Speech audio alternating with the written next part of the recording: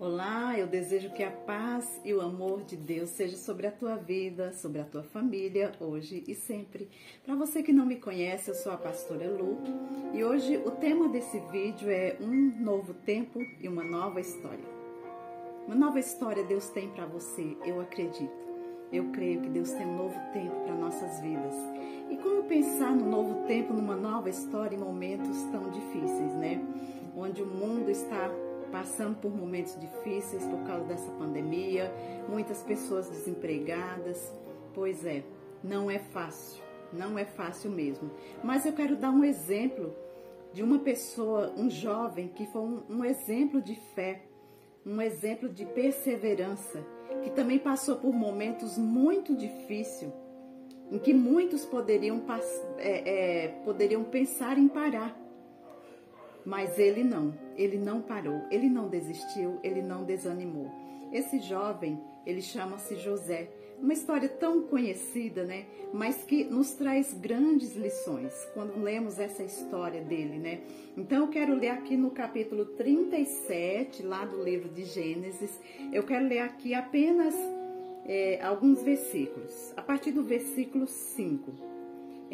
Vou ler o versículo 2 também, que é importante. Estas são as gerações de Jacó. Sendo José de 17 anos, apacentava as ovelhas com seus irmãos, e estava este mancebo com os filhos de Bila e com os filhos de Zilpa, mulheres de seu pai. E José trazia uma má fama deles ao pai.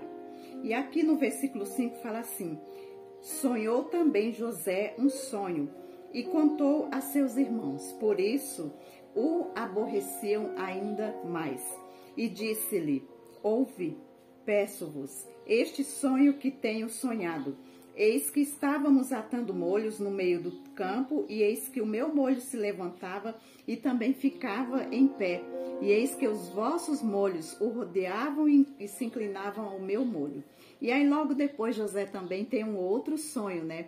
E aí ele fala: sonhou ainda, isso já no versículo 9. Sonhou ainda outro sonho e contou a seus irmãos e disse: eis que ainda sonhei um sonho, e eis que o sol e a lua e 11 estrelas se inclinavam a mim. E contando a seu pai e a seus irmãos, repreendeu seu pai e disse-lhe: que sonho é este que sonhaste? Porventura viremos eu, tua mãe e teus irmãos a inclinar-nos perante ti em terra? Então aqui José era invejado pelos seus irmãos. Tanto que quando ele conta esse sonho, no versículo 8, os seus irmãos falam assim: tu, pois, deveras reinarás sobre nós? Tu deveras terás domínio sobre nós? E ainda fala mais: por isso tanto mais o aborreciam, por seus sonhos, tanto mais o aborreciam, e por suas palavras. Então eu vejo isso aqui, quantas vezes na vida você conta sonhos para pessoas, você tem planos, tem projetos e você conta para pessoas, e muitas vezes, em vez de alguém chegar para você e te dar uma força, você vai conseguir, luta, tenha fé, você vai conseguir. Muitos, eles chegam e jogam um balde de água fria, aqui como os irmãos de José. Então, José, não somente isso aqui, José, depois de certos dias, seu pai manda que ele vá olhar os seus irmãos no campo, porque sempre ele fazia isso. José ia para ver o que eles estavam fazendo e chegava e contava para o seu pai. Então os seus irmãos já não gostavam dele por isso, né? E já invejavam também. Por quê? Porque José, ele era um dos filhos mais amados pelo seu pai. E aí José obedece o seu pai. José vai para ver como é que eles estão. E lá, o que eles fazem? Eles tramam matar José. E depois eles desistem de matar, e o que eles fazem? Eles jogam José num poço e vendem depois ele como escravo. Então, nós vemos aqui José com 17 anos, um jovem muito novo já para estar passando por uma situação dessa. Eu imagino José sendo levado cativo ali como escravo, José chegando ali na casa de Potifar e começa ali a trabalhar na casa de Potifar. E José não murmura, José não reclama, José permanece fiel a Deus e com fé.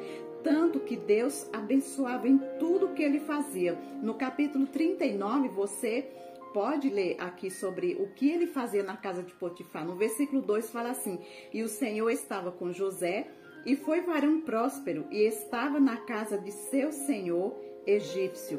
Então, tudo que José fazia, Deus o abençoava. Mas o inimigo, não estando contente, vem mais outra luta para José. A mulher de Potifar, ela acusa José ali, levanta uma calúnia muito grande contra José e diz que José estava querendo forçar ela, estava querendo estuprar ela, em outras palavras, né, entre aspas. E José sai correndo. Mas o que acontece aqui? José poderia ter aceitado, porque ela aqui fala, no capítulo 39, versículo 7, fala assim: aconteceu depois dessas coisas que a mulher de seu senhor pôs os seus olhos em José e disse: deita-te comigo. Ela mesma chegou, ela mesma ficava no pé de José.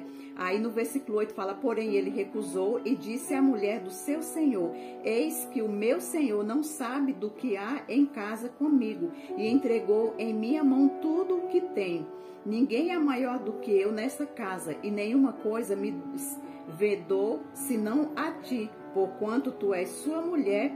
Como, pois, faria eu esse tamanho mal e pecaria contra Deus? A preocupação de José aqui era não pecar contra Deus.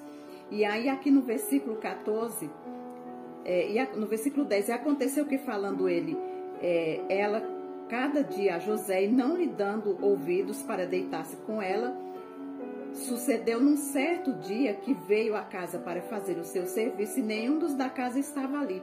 E ela pegou pelo seu vestido, dizendo: deita-te comigo. Ele deixou o seu vestido na mão dela e fugiu e saiu para fora. E aconteceu que, vendo ela que deixar o seu vestido em sua mão, fugira para fora, chamou aos homens de sua casa e falou, dizendo: vede, trouxe-lhe o varão hebreu para escarnecer de nós, entrou até mim para deitar-se comigo, e eu gritei com grande voz. Olha que calúnia aqui ela faz contra José, né? E aí o resultado, ali José é preso, José vai para a prisão por uma coisa que ele não cometeu, porém também o Senhor estava com José. No versículo 21 fala: o Senhor, porém, estava com José e estendeu sobre ele a sua benignidade, deu-lhe graça aos seus olhos, aos olhos do carcereiro mor.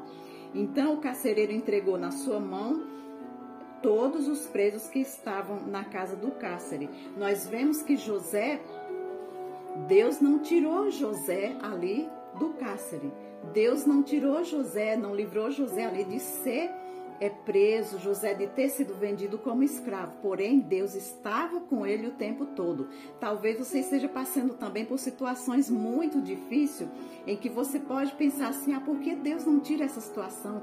Muitas vezes é necessário que a gente passe por determinadas situações da nossa vida para que a gente aprenda a glorificar o nome do Senhor, para que a gente veja que Deus é na nossa vida, assim como ele foi com José. Então, Deus tinha uma nova história para José.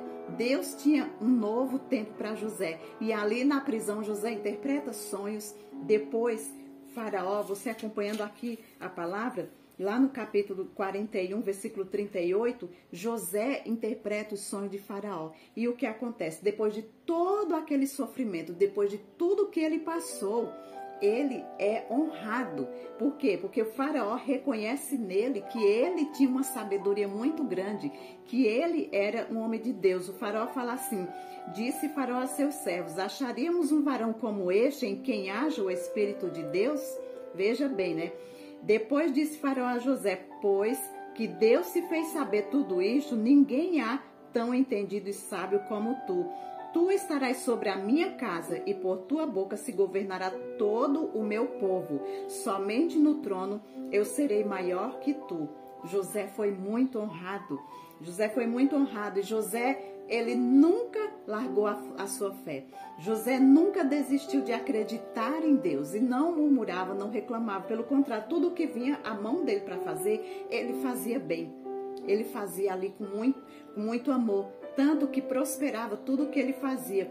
E ali depois, José é tido como governador do Egito. Aí aqui no versículo 44 fala assim: e disse Faraó a José: Eu sou Faraó, porém sem ti ninguém levantará a sua mão ou do seu pé em toda a terra do Egito. E chamou o Faraó o nome de José Zafinate Paneia e deu-lhe por mulher a Zenate, filha de Potífera, sacerdote de On. E saiu José por toda a terra do Egito.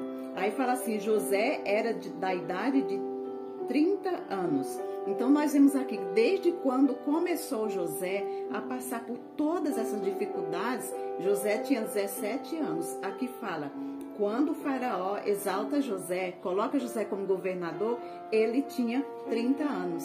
Então, passe o que for, seja qualquer problema que você estiver passando, confia no Senhor, porque tudo Deus tem um propósito na nossa vida. Deus tem um novo tempo, Deus tem uma nova história para mim e para você. Assim como ele tinha para José. Deus já sabia de tudo isso, onde iria colocar José. Por isso, era necessário que José passasse por tudo aquilo, para que José chegasse até Faraó, decifrasse os sonhos de Faraó. E ali foi mudada a história de José, foi mudada a história da família de José, porque ali José pode também salvar a família dele para que não morresse de fome. Deus tinha uma nova história, um novo recomeço, uma nova vida para José, assim como também para a tua vida. Deus tem uma nova história para você, Deus tem um recomeço, depois da luta, depois da dificuldade, depois do choro, Deus tem uma nova história para a sua vida. Eu acredito nisso, assim como também para a minha vida. Amém? Quero ficar até aqui, eu espero você no próximo vídeo. Um grande abraço, fica com Deus.